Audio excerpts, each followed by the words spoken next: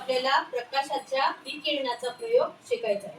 प्रकाशाचे विकिरण कोणता प्रयोग शिकायचा आहे? प्रकाशाचे विकिरण. आपण काय केलं की एका ग्लासात आपण स्वच्छ पाणी घेतलं. काय घेतलं? पाणी. एका ग्लासात आपण काय केलं की थोडंसं दूध दूध टाकलं. काय केलं? टाकलं. आणि एका ग्लासात आपण थोडंसं 1 चमचाभर मीठ टाकलं. आणि आता हे मीठ चांगलं ढवळून घेतलं. लक्ष देऊन पहा. एका ग्लासात आपण स्वच्छ पाणी घेतलं. एका ग्लासात आपण दूध टाकलं. दूध नाही, पाण्यात थोडेसे दुधाचे 7-8 थेंब टाकले. आणि एका ग्लासात आपण मीठ टाकलं. पाणी घेतलं आणि त्यात थोडंसं मीठ टाकलं आणि त्याला ढवळून घेतलं. आता पहा, हा आहे लेझर लाईट. काय आहे? Laser light. आपल्याला हा लेझर लाईट या स्वच्छ पाण्यात त्याचे किरण पडायचे असे तिरपे करून. पण ते किरण आरपार दिसतंय का तुम्हाला? नाही, पाण्यातून जाताना दिसतंय का? इथून बघून बघ. दिसतात का पाण्यातून जाताना? नाही. दिसत आहे का? नाही. आरपार पाण्यातून जाताना आपल्याला ते किरण दिसत नाही.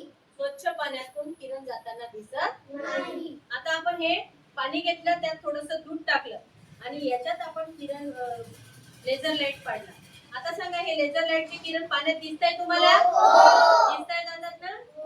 आता या ग्लासात आपण मीठ टाकलं होतं 1 चम्मच. याच्यात आपण लेझर लाईट पाडून पाहू. पहा, किरण दिसतंय जाताना? अशी हिरवी रेष दिसत आहे.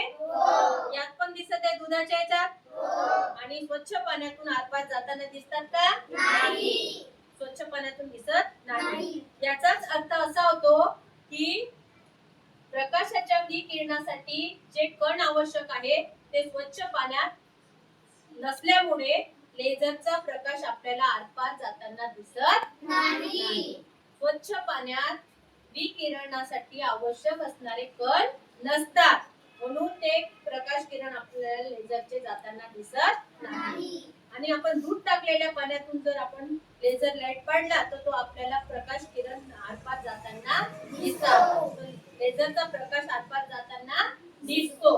म्हणजे याच्यात दूध टाकलेल्या पाण्यात प्रकाशाच्या विकिरणासाठी आवश्यक घटक आहे. आणि तिसऱ्या याच्यात आपण टाकलं होतं मीठ.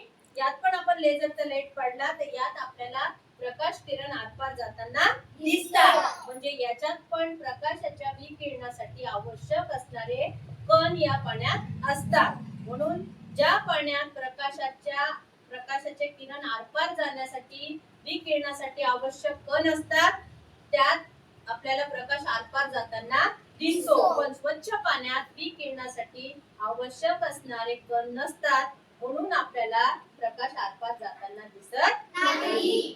हाय प्रकाशाच्या विकिरणाचा प्रयोग. समजलं तुम्हाला? कशा कशात आहे प्रकाशाचे विकिरणाचे कण? दुधाच्या पाण्यात, समजलं? आणि स्वच्छ पाण्यात विकिरणासाठी आवश्यक असणारे कण नाही, म्हणून प्रकाश आपल्याला आरपार जाताना दिसत नाही. ठीक आहे, धन्यवाद.